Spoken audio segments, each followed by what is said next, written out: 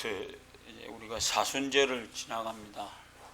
오늘은 고난을 이기는 주님의 능력이 무엇인가라고 하는 것을 한번 생각하면서 이 사순절 지나가는 동안 우리들이 어떤 모습으로 살아야 될 것인가를 한번 생각하겠습니다. 오늘 베드로 사도는 본문에서 어려우신 예수님이 죄인을 대속하기 위해서 애매하게 고난을 당하시고 고난과 승리를 얻게 되었던 것을 소개하고 있습니다. 이는 그 당시 곧 큰 박해와 고난에 직면하게 될 교회와 성도들에게 용기를 주고 고난에 대해서 대비하도록 하기 위한 것이었습니다. 기독교는 고난을 통해서 영광에 이루어지는 것이 기독교가 가지는 놀라운 비밀입니다. 기독교의 진리는 바로 이 역설적인 진리입니다.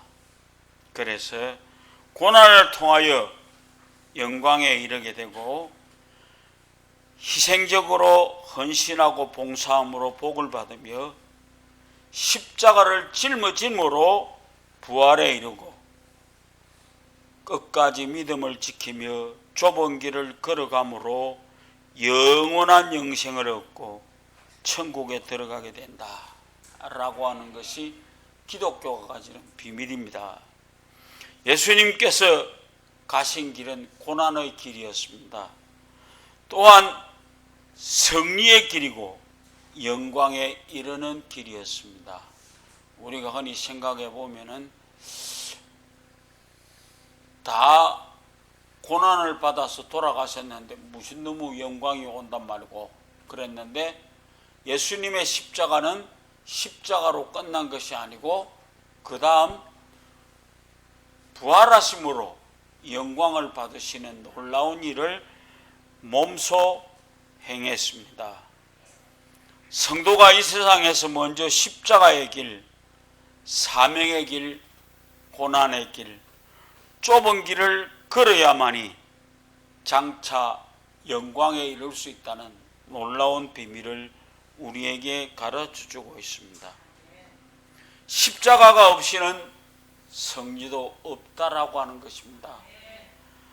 No cross, no crown이라고 하는 유명한 얘기가 우리들에게 들려져 오고 있습니다. 바로 본문에 나타난 그리스도의 고난과 승리를 얘기함으로써 은혜 받고 그리스도의 충성된 종과 정인으로서의 삶을 감당하는 여러분들 되시기를 부탁드립니다. 18절에 절대로 인간의 죄를 위해서 예수님이 대신 죽으셨다. 아무도 나를 위해서 대신 죽어줄 사람이 없습니다. 이 세상에서 누가 나를 위해서 대신 죽어줄 수 있단 말입니까?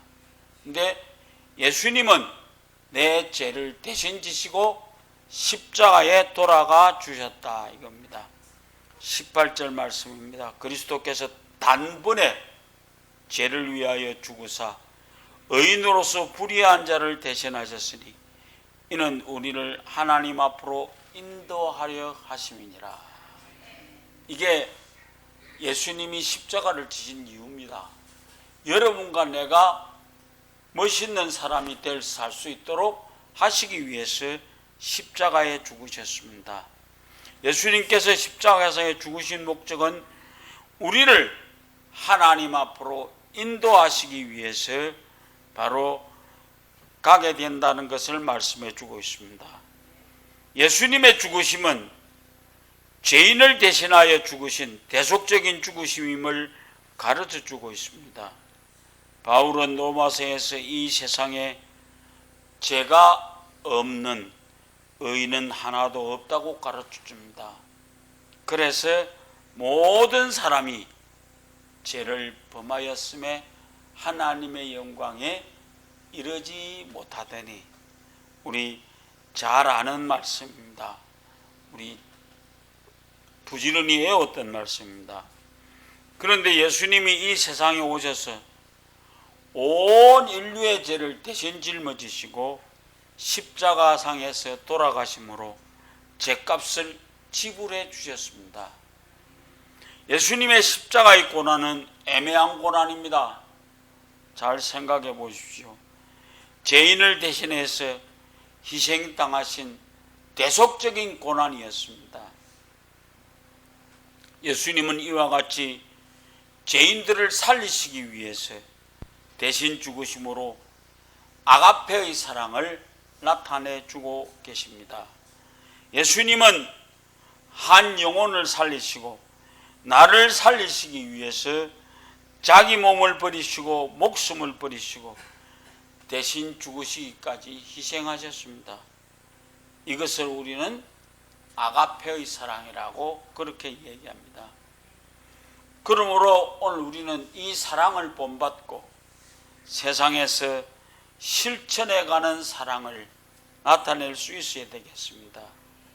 이에 관하여 바울 사도가 얘기하고 있는 것은 바로 갈라디아 교회 성도들을 영적으로 낳기 위해서 여인의 해산하는 수고를 겪었다라고 얘기를 합니다.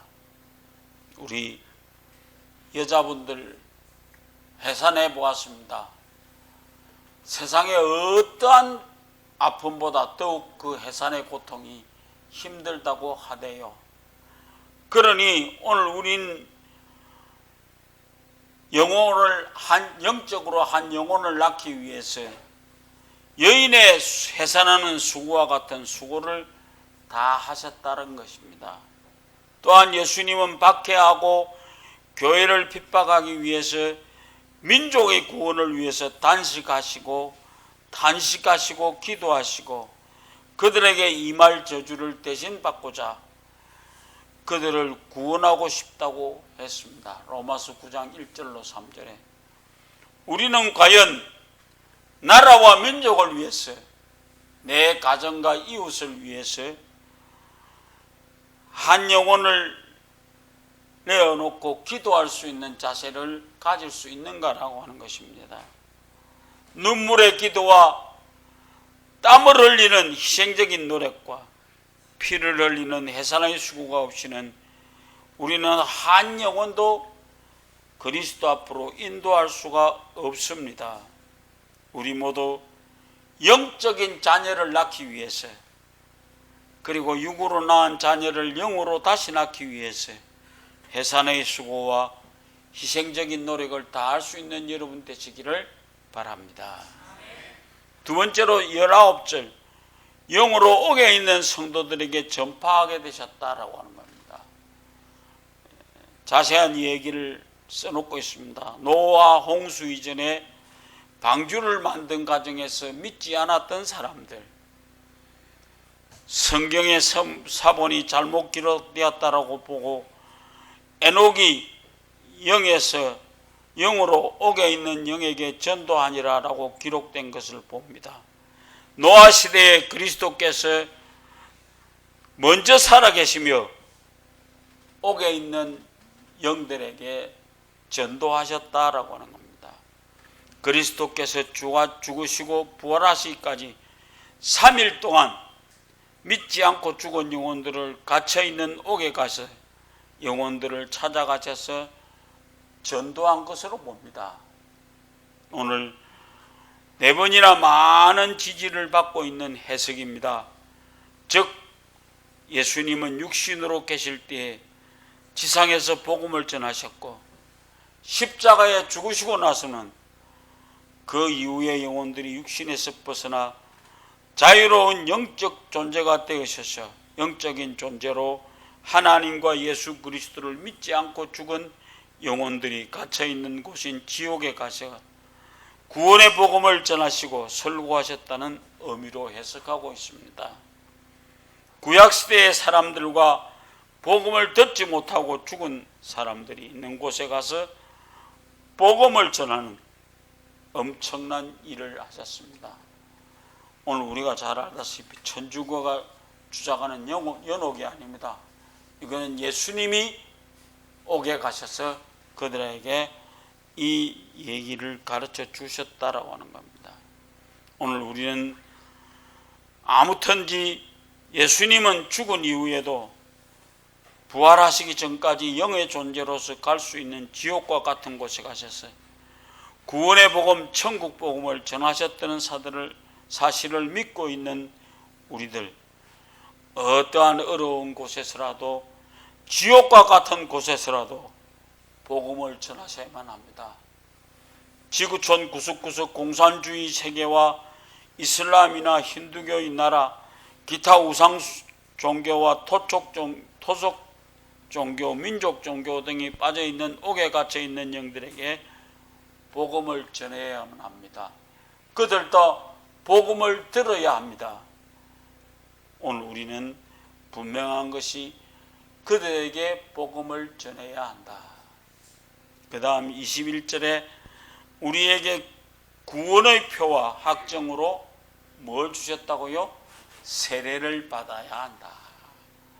오늘 우리는 흔히 말해서 세례를 받음으로 오늘 우리가 하나님 나라의 백성으로 인치게 된다라고 하는 것을 기억하시기 바랍니다.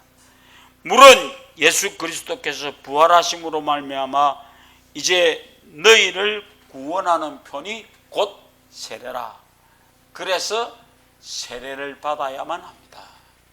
오늘 우리가 사도 베드로는 본절에서 세례가 구원의 표임을 가르쳐주고 있습니다.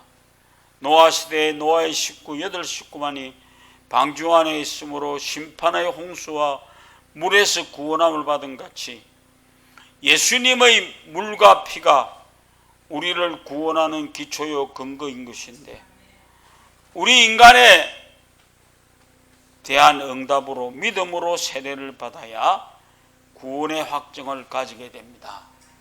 세례가 우리를 구원을 나타내주고 실천해주는 표식이 된다는 의미입니다. 세례를 받음으로 우리는 그리스도께서 온전히 돌아와서 구원에 이르렀다는 확신과 표를 가지고 살게 된다는 말씀입니다. 그러므로 우리가 받는 세례는 구원의 표요 상징이라고 얘기를 합니다. 그래서 오늘 우리는 죄를 위하여 대신 죽으시고 부활하신 예수님을 믿고 세례를 받음으로 구원을 받고 축복의 자리에 들어가게 되는 것입니다. 그래서 오늘 우리는 분명한 것 하나가, 오늘 우리들도 구원의 표를 가지고 계심으로 하늘나라를 향하여 갈 수 있는 사람들이 되기를 바랍니다. 오늘 읽은 말씀 속에서 고난과 핍박 가운데 살아가는 교회의 그리스도인들에게 큰 희망과 용기를 갖게 하는 말씀입니다. 예수님은 지상에 계실 때에 고난의 십자가를 지심으로 희생하시고 죽음을 당하셨으나 실패자가 되신 것이 아니라 부활하시고 성천하심으로 승리자가 되셨습니다.